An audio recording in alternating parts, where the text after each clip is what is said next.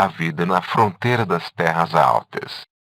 Escavações em alguns dos pequenos sítios da Idade do Ferro I, descobertos no curso das explorações, mostraram que a onda repentina de assentamentos nas terras altas foi surpreendentemente uniforme. O povoado típico costumava estar localizado no alto de um monte ou em um cume íngreme que permitia dominar com a vista a paisagem circundante. Ele era posto em uma área aberta rodeada de florestas naturais formadas principalmente por carvalhos e terebintos. Em alguns casos, povoados foram fundados na hora de vales estreitos entre as montanhas, presumivelmente para ter acesso facilitado a campos agrícolas. Em muitos casos, eles foram construídos na terra fértil localizada no ponto mais oriental possível com vista para o deserto, perto de bons campos de pastagem. Em todo caso, os povoados parecem ter sido autossuficientes. Seus habitantes tiravam água de fontes próximas ou armazenavam água da chuva durante o inverno em cisternas cortadas na rocha e revestidas para uso no restante do ano. O aspecto mais surpreendente foi a escala minúscula desses assentamentos. Na maioria dos casos, eles não tinham mais de 1 acre de área e, de acordo com estimativas, abrigavam cerca de 50 adultos e 50 crianças. Até os maiores assentamentos nas terras altas chegavam somente a 3 ou 4 acres, com uma população de poucas centenas de pessoas. No auge do processo de assentamento, em torno do ano 1000 antes da Era Comum, a população total desses povoados da região montanhosa não pode ter passado muito de 45 mil pessoas. Em contraste com a cultura das cidades e povoados cananeus nas terras baixas, os povoados nas terras altas não tinham prédios públicos, palácios, armazéns nem templos. Sinais de qualquer tipo de registro, tais como escritos, selos e impressões com selos, estão quase completamente ausentes. Quase não há itens de luxo, nenhuma cerâmica importada e quase nenhuma joia. De fato, todas as casas do povoado possuíam um tamanho similar, dando a entender que a riqueza era distribuída de modo bastante equitativo entre as famílias. As casas foram construídas com pedras brutas do campo, com pilares grosseiros de pedra amontoada para sustentar o telhado ou um piso superior. A construção média, com um tamanho em torno de 600 pés quadrados, acomodava presumivelmente de 4 a 5 pessoas do tamanho da família nuclear. Em muitos casos, covas revestidas de pedra para armazenagem de grãos foram cavadas entre as casas. Esses silos e uma grande quantidade de lâminas de foice e pedras de triturar grãos encontrados em cada casa indicam que o cultivo de grãos era uma das principais preocupações dos moradores desses povoados.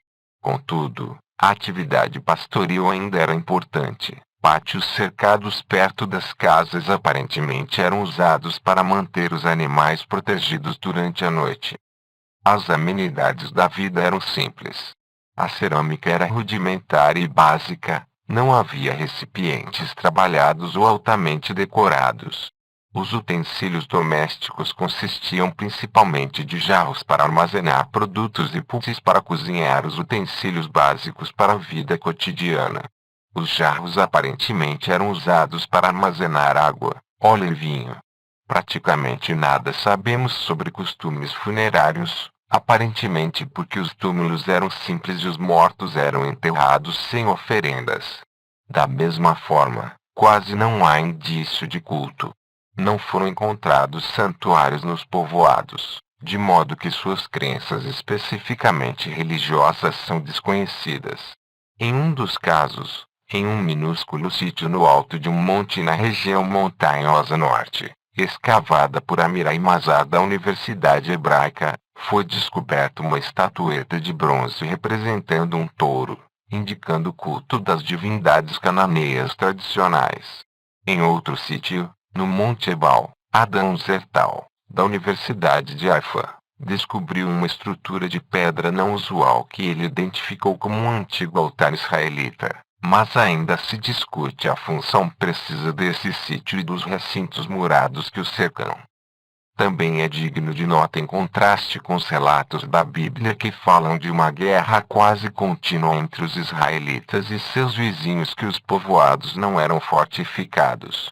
Os habitantes se sentiam seguros em seus assentamentos remotos e não necessitavam investir em defesas ou não dispunham dos meios ou da organização apropriada para empreender esse tipo de obra. Não foram descobertas armas tais como espadas ou lanças, embora tais achados são típicos das cidades situadas nas terras baixas. Nem havia ali sinais de incêndio ou súbita destruição que poderiam indicar um ataque violento. Um povoado da Idade do Ferro I, Esbete Sartá, localizado na orla ocidental das Terras Altas com vista para a planície costeira, foi quase totalmente escavado e, em consequência, forneceu informação suficiente para uma confiável reconstrução de sua economia de subsistência. A análise detalhada dos dados escavados por Baruch Rosen, um especialista israelense em produção agrícola e alimentação antigas, permitiu supor que o povoado, com uma população estimada de cerca de 100 pessoas, provavelmente era sustentado por cerca de 800 acres de terra no entorno, 450 dos quais eram cultivados e o restante usado para pastagem. Sob as condições da Idade do Ferro inicial, aqueles campos poderiam ter produzido até 53 toneladas de trigo e 21 toneladas de cevada por ano, com auxílio de cerca de 40 bois para lavrar. Adicionalmente, os habitantes aparentemente mantinham um rebanho de cerca de 300 ovelhas e cabras. É preciso observar, no entanto, que esse povoado estava localizado na zona fértil dos contrafortes. A maioria dos povoados situados nas terras altas não era tão rica. Tudo isso mostra que as principais batalhas dos primeiros israelitas não eram travadas contra outros povos, mas contra o terreno pedregoso, as densas florestas das terras altas e o áspero e imprevisível meio ambiente. Contudo, pelo visto, eles viveram de modo relativamente pacífico e eram capazes de manter uma economia autossuficiente. Eles estavam bastante isolados das rotas de comércio regionais e parece que também estavam bem distantes uns dos outros. Não há indício de que qualquer bem de comércio tenha sido trocado entre os povoados das terras altas.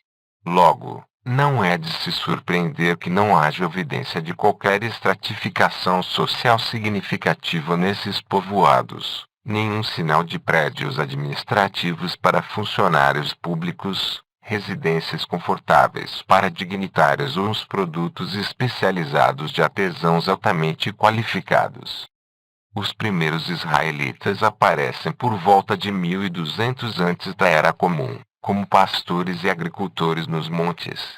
Sua cultura foi de simples subsistência. É o que sabemos. Porém, de onde eles vieram? Novos indícios das origens israelitas. Como se viu, a resposta para a pergunta pelas origens israelitas jaz nos restos de seus mais antigos assentamentos. A maioria dos povoados escavados nas terras altas proporcionaram evidência sobre a vida israelita muitas décadas ou até um século depois de terem sido fundados. Casas e pátios foram alagados e remodelados durante aqueles anos. Em apenas muito poucos casos, os restos do assentamento inicial foram preservados intactos embaixo das edificações posteriores. Um desses casos foi no sítio de Esbete Sartá, já mencionado. A fase mais antiga do sítio tinha um plano altamente inusitado, muito diferente do conjunto de casas retangulares construídas com pilares que posteriormente surgiu no local. O primeiro assentamento foi construído com uma forma ovalada, em que uma série de quartos cercavam um pátio amplo e aberto. Esses quartos exteriores estavam ligados um ao outro de tal maneira que formavam uma espécie de cinturão contínuo que protegia o pátio interno. O pátio amplo e cercado indica que os habitantes tinham rebanhos, provavelmente de ovelhas e cabras. A descoberta de alguns silos, lâminas de foice e pedra de triturar grãos indica que eles também praticaram um pouco de cultivo de grãos. Sítios ovais similares foram descobertos nas terras altas centrais e nas terras altas do Negueb no sul.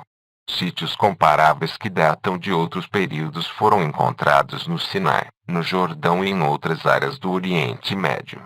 Em termos gerais, esse tipo de espaço cercado parece ser característico dos assentamentos nas terras altas e nas fronteiras com o deserto.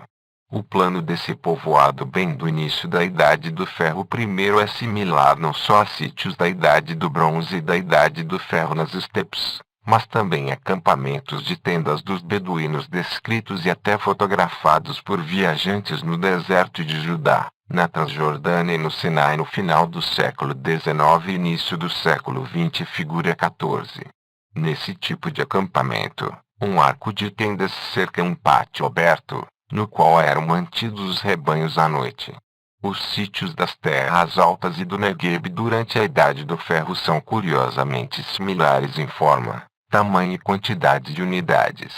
Embora as paredes de pedra tenham substituído as tendas portáteis nos antigos assentamentos, a forma indica claramente a função nos dois tipos de assentamentos. As pessoas que viviam nesses sítios tanto no passado como no presente eram pastores interessados primeiramente em proteger seus rebanhos. Tudo isso indica que grande parte dos primeiros israelitas fora constituída de nômades pastoris. Mas eles eram nômades pastoris passando por uma profunda transformação. A suposta mudança dos anteriores acampamentos em tendas para povoados com formato similar em construção de pedra, e, mais tarde, para casas mais permanentes retangulares e apoiadas sobre pilares indica que eles abandonaram seu estilo de vida migratório, renunciaram à maior parte dos seus animais e mudaram para a agricultura permanente. Transformações como estas ainda podem ser observadas no Oriente Médio. Beduínos no processo de assentar-se com frequência trocam suas tendas por estruturas de pedra ou tijolos de formato similar. Eles também tendem a manter a forma do acampamento de tendas tradicional quando formatam seu primeiro assentamento permanente. Mais tarde eles gradualmente se afastam dessa tradição e se mudam para povoados sedentários regulares. Uma evolução muito similar é perceptível nos restos dos povoados das terras altas da Idade do Ferro. Há outro indício que aponta na mesma direção. Os tipos de lugares que os povoadores da Idade do Ferro primeiro escolheram para seus primeiros assentamentos permanentes implicam nomadismo pastoril como pano de fundo. Muitos dos assentamentos do início da atividade da Idade do Ferro nas terras altas estavam localizados na parte oriental da região, não muito longe da beira do deserto. Estabelecer assentamentos nessa área permitiu que os povoadores continuassem a pastorear ovelhas e cabras, enquanto gradualmente mudavam para a atividade agrícola como principal meio de subsistência. Só mais tarde eles começaram a expandir-se para o oeste, que é menos favorável à atividade agrícola e pastoril e mais apropriado para o cultivo de olivais e vinhas. Logo, muitos dos primeiros israelitas, pelo visto, foram nômades que gradualmente se tornaram agricultores. Ainda assim, nômades têm de vir de algum lugar. A evidência arqueológica recentemente revelada também tem algo a dizer sobre isso. Os ciclos ocultos de Canaã. As explorações extensivas feitas em décadas recentes nas terras altas coletaram dados sobre a natureza da ocupação humana nessa região durante muitos milênios. Uma das maiores surpresas foi que a repentina onda de pastores se assentando e se tornando agricultores permanentes no século XII antes da Era Comum não foi um evento único. De fato, a evidência arqueológica indicou que, antes do século XII antes da Era Comum, houve duas ondas de assentamentos similar nas terras altas, sendo que em ambas os habitantes acabaram retornando a um modo de vida pastoril disperso. Sabemos agora que a primeira ocupação das terras altas aconteceu na Idade do Bronze inicial, iniciando mais de 2000 anos antes do surgimento do Israel Antigo, por volta de 3500 antes da Era Comum. No auge dessa onda de assentamento, Havia quase uma centena de povoados e centros urbanos maiores espalhados por toda a Serra Central. Mais de 1.000 anos depois, em torno de 2200 antes da Era Comum, a maior parte dos assentamentos em terras altas havia sido abandonada e as terras altas voltaram a ser uma zona de fronteira. Contudo, a segunda onda de assentamento, mais forte que a primeira, começou a ganhar impulso na Idade do Bronze Média, pouco depois do ano 2000 antes da Era Comum.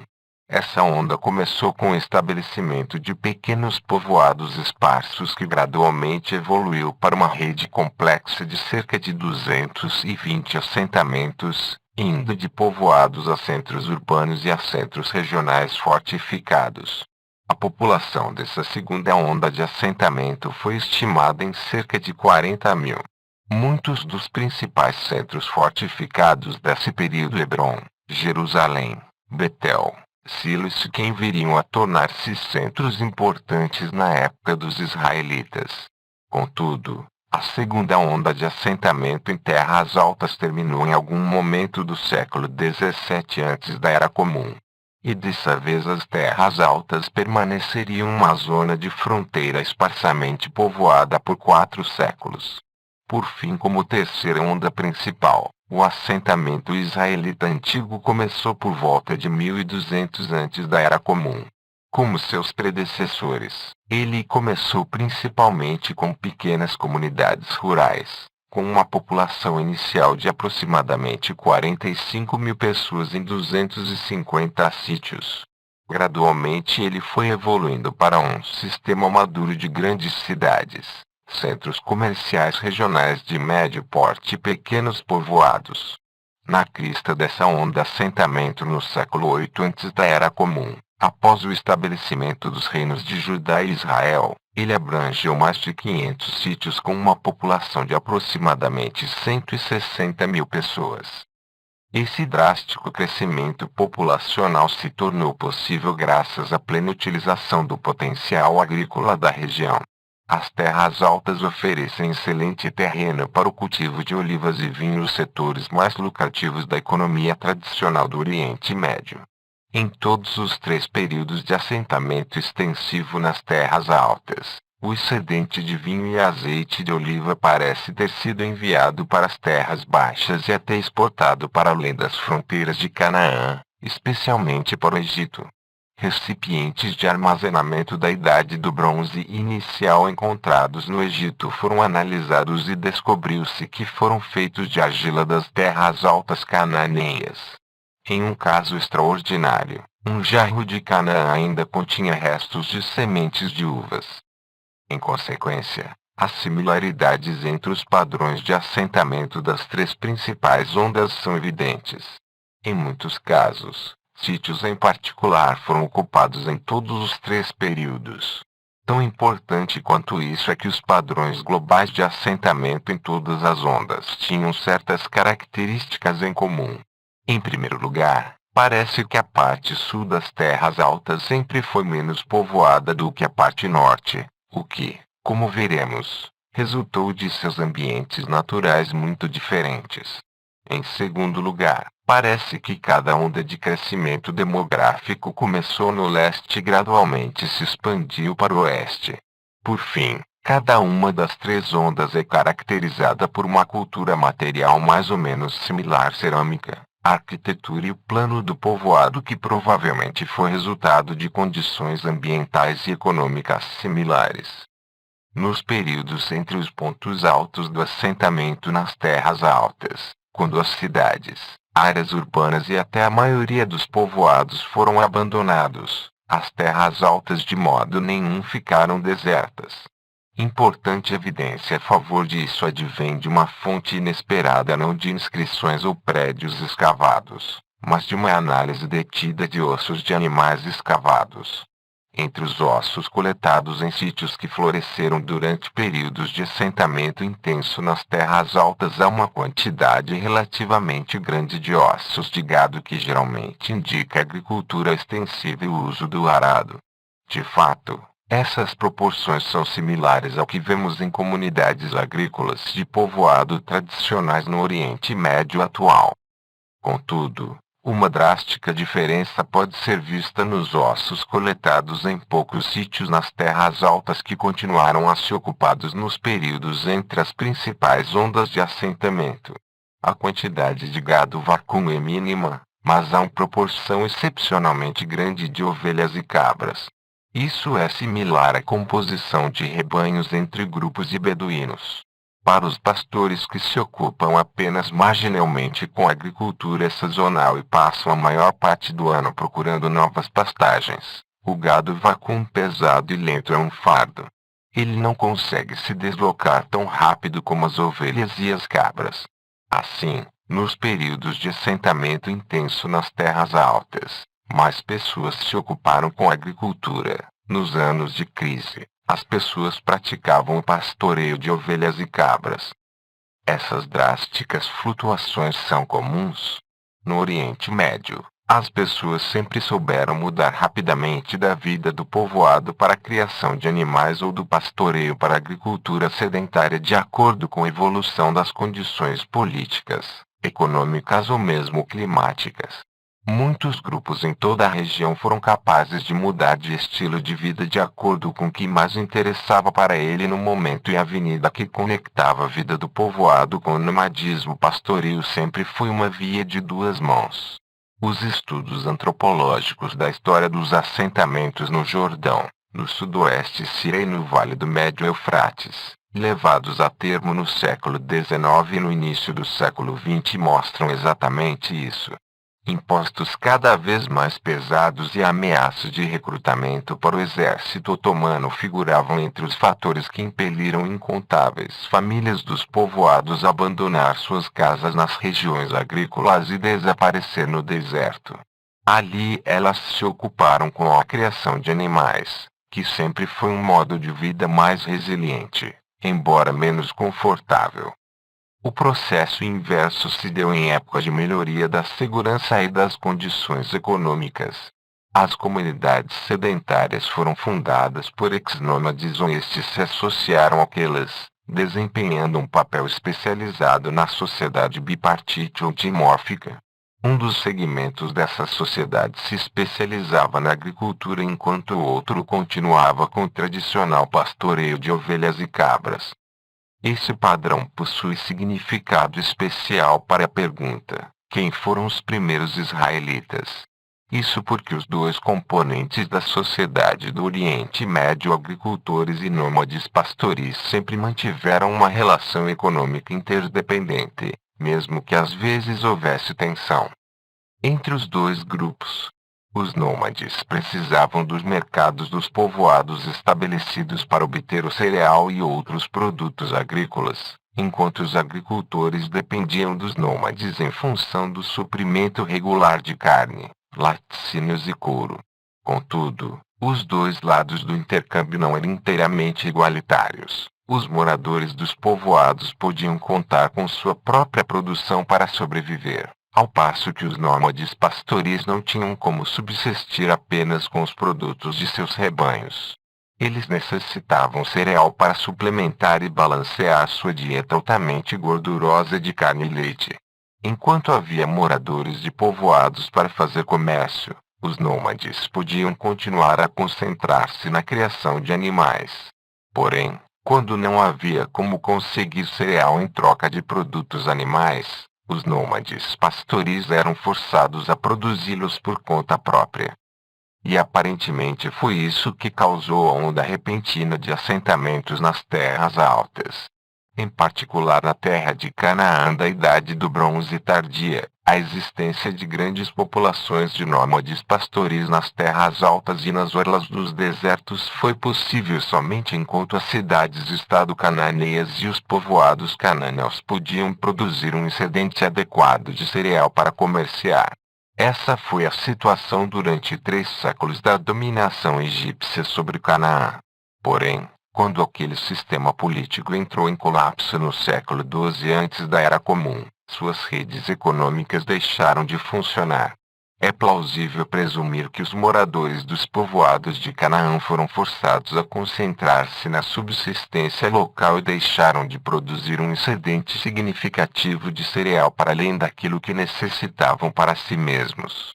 Assim, os pastores das terras altas e da orla dos desertos tiveram de se adaptar às novas condições e produzir seu próprio grão. Logo, as demandas da agricultura causariam uma redução na extensão das migrações sazonais.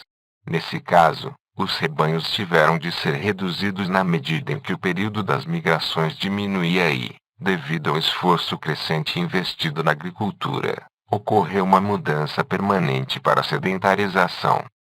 O processo que descrevemos aqui, de fato, é o oposto do que temos na Bíblia. O surgimento do Israel mais antigo foi decorrência e não causa do colapso da cultura cananeia. E a maior parte dos israelitas não veio de fora de Canaã, eles emergiram de dentro dela. Não houve êxodo em massa do Egito. Não houve conquista violenta de Canaã. A maior parte das pessoas que formou o primeiro Israel era de pessoas locais, as mesmas pessoas que vemos nas terras altas durante toda a Idade do Bronze e a Idade do Ferro. Os israelitas mais antigos foram ironia das ironias, eles próprios, originalmente cananeus. Em que sentido o antigo Israel foi único?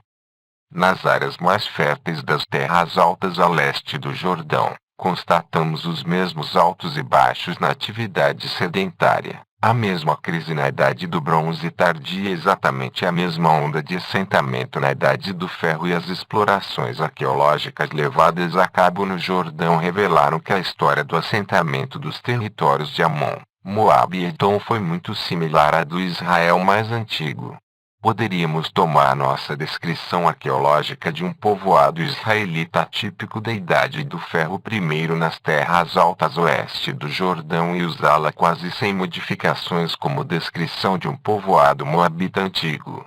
Esses povos viveram no mesmo tipo de povoados, em casas similares, usaram cerâmica similar e levaram um modo de vida quase idêntico.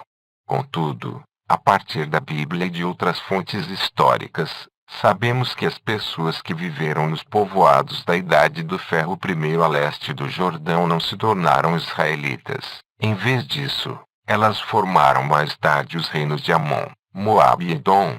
Assim, há alguma coisa específica nos povoados das pessoas que formaram o Israel mais antigo que as distinguiu dos seus vizinhos. Podemos dizer como se cristalizaram sua etnicidade e nacionalidade. Hoje, como no passado, as pessoas demonstram sua etnicidade de muitas maneiras diferentes, na linguagem, na religião, nas maneiras de se vestir, nas práticas funerárias e nos tabus dietéticos elaborados. A cultura material simples deixada pelos pastores e agricultores das terras altas que se tornaram os primeiros israelitas não oferece indicação clara a respeito de dialetos, rituais religiosos, costumes ou práticas funerárias. Porém, foi descoberto um detalhe muito interessante sobre seus hábitos dietéticos. Ossos recuperados das escavações dos pequenos povoados israelitas antigos nas terras altas diferem dos assentamentos em outras partes do país em um aspecto bem significativo: não há porcos. Entre os conjuntos de ossos dos assentamentos mais antigos nas terras altas havia restos de porcos, e o mesmo vale para assentamentos posteriores daquele lugar, após a Idade do Ferro. Porém, por toda a Idade do Ferro, a era das monarquias israelitas, porcos não foram cozidos nem comidos, nem mesmo criados nas terras altas. Dados comparativos dos assentamentos da região costeira da Filisteia do mesmo período da Idade do Ferro primeiro mostram uma quantidade surpreendentemente grande de porcos representados entre os ossos de animais recuperados. Embora os israelitas mais antigos não comiam carne de porco, os filisteus claramente faziam isso, do mesmo modo que o faziam, pelo que podemos deduzir dos dados esboçados, os amonitas e moabitas a leste do Jordão. Uma proscrição do porco não pode ser explicada unicamente por meio de razões ambientais ou econômicas. Esse pode de fato ser o único indício que temos de uma identidade específica compartilhada pelos moradores dos povoados nas terras altas oeste do Jordão.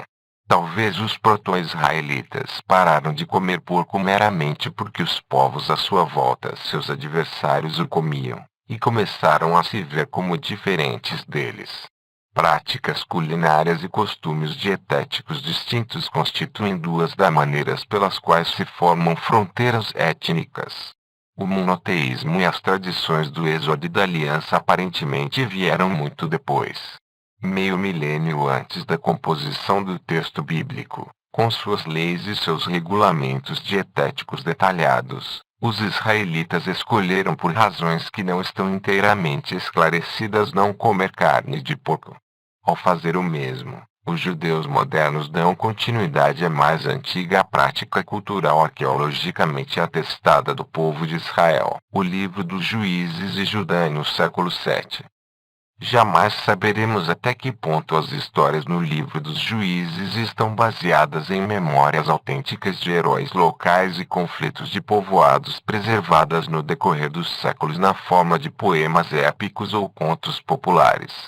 Contudo, a confiabilidade histórica do livro dos Juízes não pode ser avaliada com base na possível inclusão de contos heróicos de eras passadas. Sua característica mais significativa é um padrão literário global que descreve a história de Israel no período após a conquista como um ciclo repetido de pecado, castigo divino e salvação. 2,11 a 19. Só no último versículo, 21,25, há uma indicação de que o ciclo pode ser rompido com a instauração da monarquia. É evidente que essa interpretação teológica dos contos presentes no livro dos Juízes foi desenvolvida séculos depois dos eventos que ele supostamente descreve. Embora as narrativas individuais do conflito israelita contra os filisteus, moabitas, madianitas e amonitas exibem muitos contextos e personagens diferentes, todos estes são usados para ilustrar uma relação difícil entre Deus e seu povo. Yahvé é retratado como uma divindade irada e desapontada, que libertara os israelitas da escravidão no Egito e lhes dera a terra prometida como herança eterna, apenas para se deparar com um povo pecador e mal agradecido. Seguidamente ele traiu Yahvé correndo atrás de Deus e os estrangeiros. Assim, Yahvé os puniu, entregando-os nas mãos dos seus inimigos, para que sintam a dor da violência e do sofrimento e clamem pela ajuda de Yahvé. Aceitando seu arrependimento, Yahvé os salvaria incumbindo um líder justo dentre eles de triunfar contra seus adversários. Central é a teologia e não a história. A aliança, promessa, apostasia, arrependimento e redenção constituem a sequência cíclica que percorre todo o livro dos Juízes. E assim deve ter parecido ao povo de Judá no século VII antes da Era Comum que a mesma sequência cíclica se aplicava a ele. Já faz muito tempo que os biblistas reconheceram que o livro dos Juízes é uma parte da história deuteronomista, que, como argumentamos, é a grande expressão das esperanças e aspirações políticas dos israelitas, compilada em Judá na época do rei Josias, no século VII antes da Era Comum. As histórias do mais antigo assentamento israelita nas terras altas oferecem uma lição às pessoas diretamente relevante para os negócios contemporâneos. Enquanto Josias e seus apoiadores olhavam para o norte com visões de unificação da terra de Israel, eles enfatizavam que só a conquista não tinha importância sem uma obediência contínua e exclusiva a Yahvé. O movimento deuteronomista via a população pagã presente na terra de Israel e em todos os reinos vizinhos como um perigo mortal. Os códigos legais do Deuteronômio e suas lições históricas a respeito da história deuteronomista deixam claro que o povo de Israel tinha de resistir à tentação da idolatria, para que não sofressem novas calamidades. O capítulo que abre o livro dos Juízes estabelece uma conexão clara entre o passado e o presente. Embora muitos especialistas o tenham encarado como um acréscimo posterior, o historiador da Bíblia Baruch Halper não atribui a história deuteronomista original. Esse capítulo nos conta as tribos que constituíram o núcleo do reino do sul. Judá e Simeão cumpriram à risca sua missão sagrada na medida em que conquistaram todas as cidades cananeias em seus territórios. Em consequência, o reino de Judá estava protegido do perigo imediato da idolatria em seu meio. Porém, esse não foi o caso das tribos que mais tarde comporiam o núcleo do reino do norte de Israel. Relata-se que todos eles falharam em sua tentativa de eliminar os cananeus, e os enclaves cananeus que persistiram em cada um dos territórios tribais são minuciosamente listados. Juízes 1,21.27 a 35. Não é de se admirar, portanto, que o piedoso reino de Judá tenha sobrevivido e o apóstata Israel tenha sido derrotado. De fato, a maior parte dos relatos do livro dos Juízes tratam do pecado e da punição das tribos do norte. Nem sequer uma história acusa Judá explicitamente de idolatria. Mas o livro dos Juízes implicitamente aponta uma saída para o ciclo interminável de pecado e castigo divino. Ele alude ao fato de que o ciclo já fora rompido antes. Como um mantra, ele repete muitas vezes a sentença: naquele tempo não havia rei em Israel. Cada um fazia o que lhe parecia melhor. Juízes 21,25. Isso é um lembrete de que logo depois do período dos juízes veio um grande rei para governar todas as tribos de Israel, o piedoso Davi, que firmou uma aliança eterna com Deus. Esse rei baniria toda a influência de deuses estrangeiros dos corações e das práticas diárias dos israelitas. Ele estabeleceria uma única capital em Jerusalém e designaria um lugar permanente para a Arca da Aliança. Um só Deus, cultuado em um só templo, localizado em uma só capital, sob um rei da dinastia davídica, eram as chaves para a salvação de Israel tanto na época de Davi quanto na do novo Davi, o rei Josias. Ao erradicar todo vestígio de culto aos mesmos deuses estrangeiros que haviam levado Israel a pecar no passado, Josias poria fim ao ciclo aparentemente interminável de apostasia e desastre, e conduziria Judá para uma idade de ouro de prosperidade e esperança. Como sabemos agora, porém, o quadro estimulante que a Bíblia pinta de juízes israelitas justos, por mais poderoso e interessante que seja, pouco tem a ver com o que realmente aconteceu na região montanhosa de Canaã na Idade do Ferro inicial. A arqueologia revelou que as complexas transformações sociais entre o povo pastoril das terras altas cananeias constituíram bem mais do que as concepções bíblicas posteriores do pecado e da redenção as forças mais formativas no nascimento de Israel.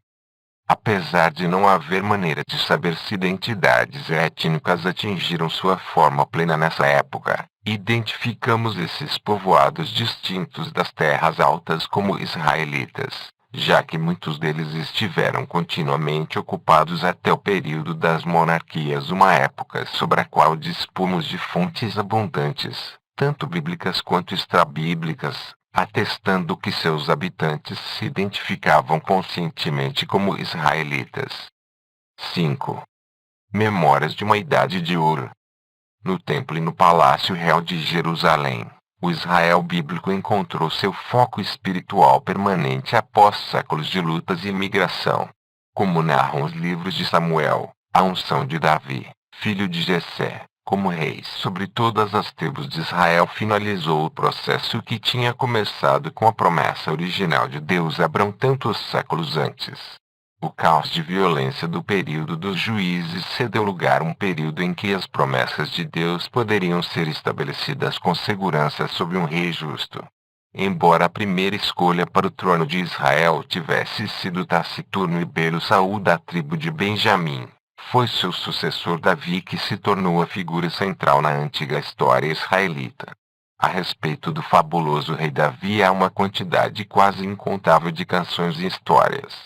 Elas versaram sobre como ele abateu o poderoso Golias com uma única pedra de funda, como foi aceito na corte real por sua habilidade como arpista, suas aventuras como rebelde salteador, de seu desejo por Betsabeia, e de sua conquista de Jerusalém e de um vasto império. Seu filho Salomão, por seu turno, É lembrado como o mais sábio dos reis e o maior dos construtores. As histórias contam de seus juízos brilhantes, sua riqueza inimaginável e da construção feita por ele do grande templo em Jerusalém. Durante séculos, os leitores da Bíblia em todo o mundo olharam para a era de Davi e Salomão como a idade de ouro na história de Israel.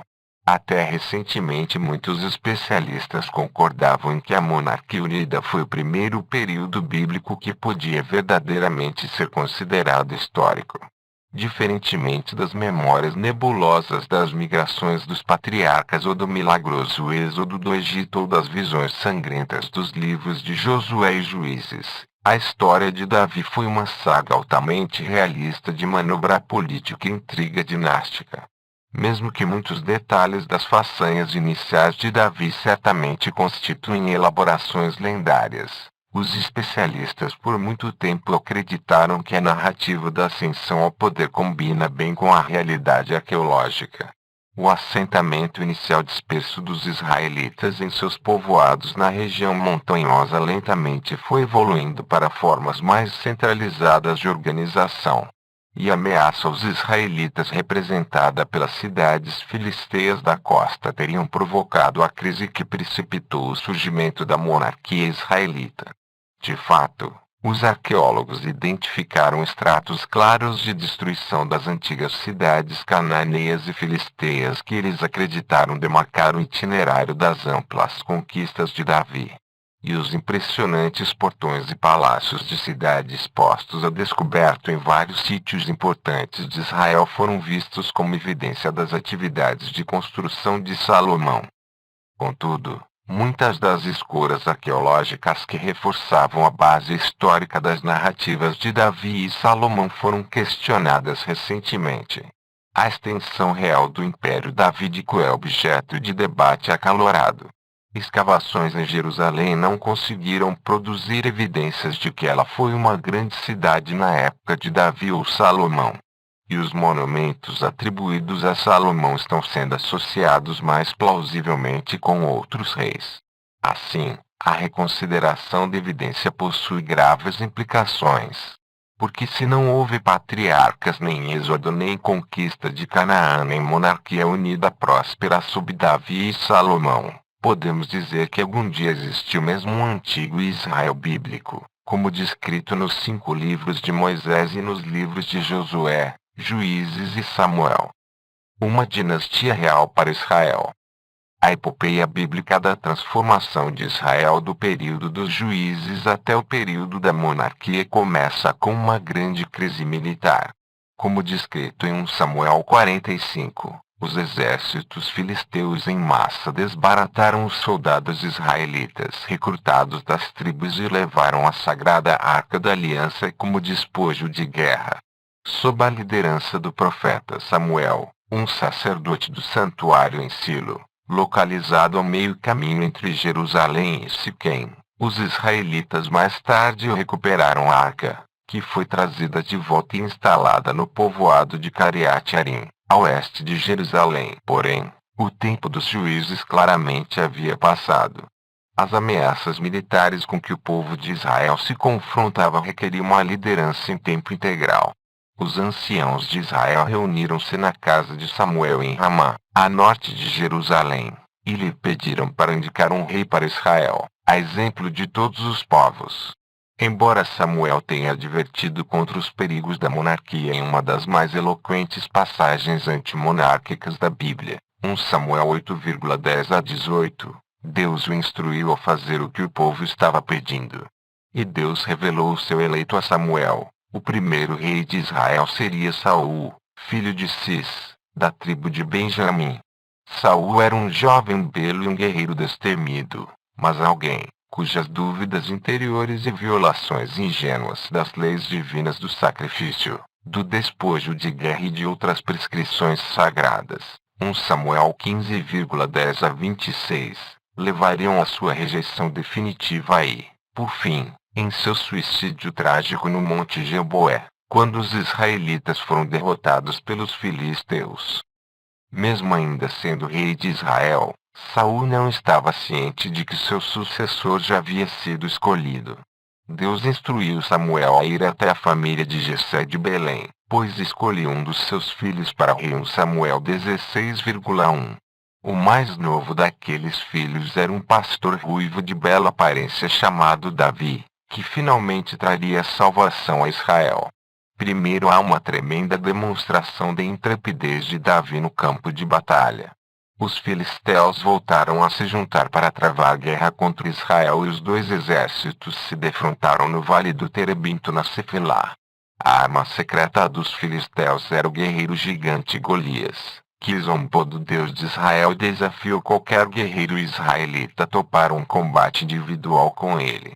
Grande medo se abateu sobre Saul e seus soldados, mas o jovem Davi, enviado por seu pai para trazer provisões para seus 3 irmãos mais velhos que estavam servindo no exército de Saul, aceitou o desafio sem medo, gritando para o Golias: tu vens contra mim com espada, lança e dardo, mas eu venho contra ti em nome do Senhor. 1 Samuel 17,45. Davi pegou uma pequena pedra de seu alforje de pastor e deu um tiro de funda certeiro e mortal na testa de Golias, matando-o na hora.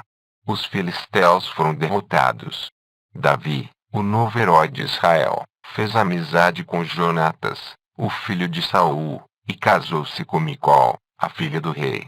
Davi foi aclamado pelo povo como o maior herói de Israel, maior até que o rei.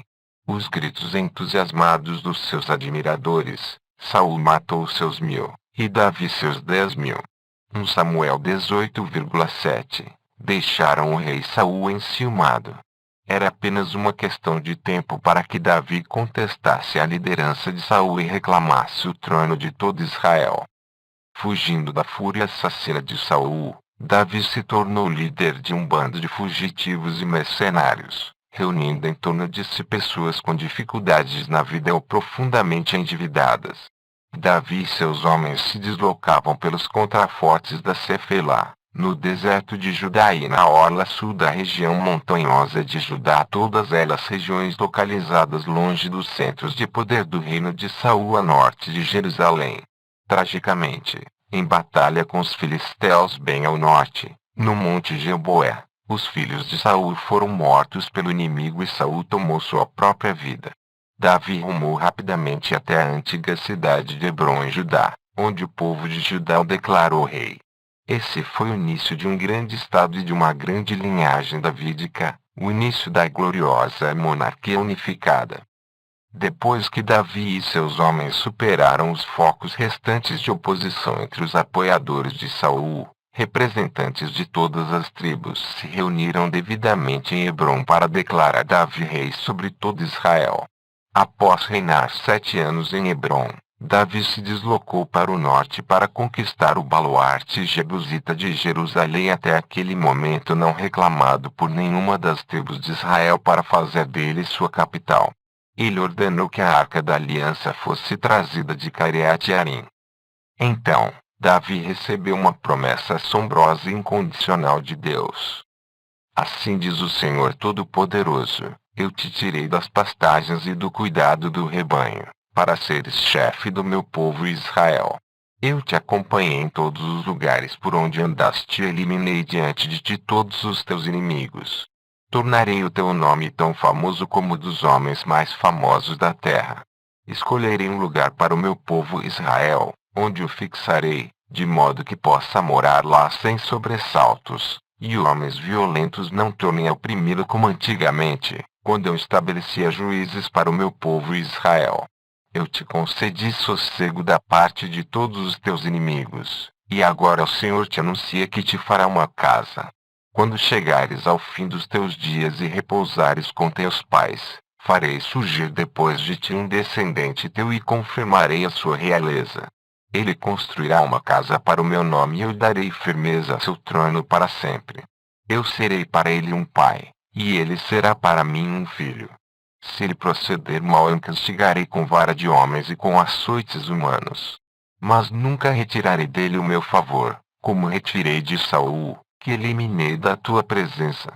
Tua casa e tua realeza serão estáveis para sempre diante de ti, teu trono ficará firme para sempre. 2 Samuel 7,8 a 16. Davi deu início, então, a guerras de grande alcance visando a libertação e expansão. Em uma série de batalhas rápidas, ele destruiu o poder dos filisteus e derrotou os amonitas, os moabitas e os edomitas na Transjordânia, concluindo suas campanhas com a subjugação dos arameus no distante norte. Retornando em triunfo a Jerusalém, Davi passou a reinar sobre um vasto território, bem mais extenso até do que as heranças tribais de Israel. Porém, Davi não encontrou paz nem mesmo nessa fase de glória. Conflitos dinásticos, incluindo a revolta do seu filho Absalão, causaram grande dor de cabeça quanto à continuidade de sua dinastia. Pouco antes da morte de Davi, o sacerdote Sadoc ungiu Salomão para ser o próximo rei de Israel. Salomão, a quem Deus deu sabedoria e inteligência extraordinárias, um rei 5,9, consolidou a dinastia davídica e organizou seu império, que se estendeu do rio Eufrates à terra dos filisteus e à fronteira com o Egito, um rei 5,1. Sua imensa riqueza provinha de um sistema sofisticado de impostos e de trabalhos forçados requisitados de todas as tribos de Israel e de expedições comerciais a países exóticos no sul. Em reconhecimento à sua fama e sabedoria, a lendária rainha de Sabá o visitou em Jerusalém e trouxe-lhe uma caravana de presentes deslumbrantes. As maiores realizações de Salomão foram suas atividades edificadoras. Em Jerusalém, ele construiu um magnífico e ricamente decorado templo a Yahvé, inaugurado com grande pompa, e construiu um belo palácio nas cercanias. Ele fortificou Jerusalém, bem como as importantes cidades provinciais de Azor, Meguido e Gazer, e manteve estábulos com 40.000 baias para cavalos para seus 1.400 carros de combate e 12.000 soldados da cavalaria. Ele firmou um tratado com Hiram, rei de Tiro, que enviou cedros do Líbano para a construção do templo em Jerusalém e se tornou sócio de Salomão em empreendimentos comerciais ultramarinos. A Bíblia sumariza assim o renome de Salomão, portanto, em riqueza é sabedoria. O rei Salomão superava todos os reis da terra, tanto assim que toda a terra ia visitar Salomão, para ouvir a sabedoria com que Deus o tinha dotado. Reis 10,23 a 24. Davi e Salomão de fato existiram? Esta pergunta, posta assim sem rodeios, pode soar intencionalmente provocativa.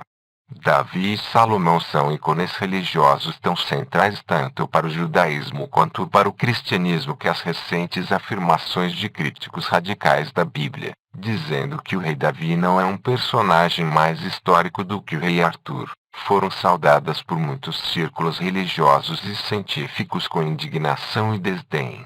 Historiadores da Bíblia, tais como Thomas Thompson e Niels Peter Lensch da Universidade de Copenhague e Philip de Vries da Universidade de Sheffield, apostrofados de minimalistas bíblicos por seus detratores, argumentaram que Davi e Salomão, a monarquia unificada de Israel e, na verdade, toda a descrição bíblica da história de Israel não passam de formulações ideológicas habilmente elaboradas, produzidas por círculos sacerdotais em Jerusalém no período pós-exílico ou até no período helenístico. Contudo, de um ponto de vista puramente literário e arqueológico, os minimalistas têm alguns pontos a seu favor. Uma leitura detida da descrição bíblica do tempo de Salomão dá a entender claramente que ela é o retrato de um passado idealizado, de uma idade de ouro gloriosa.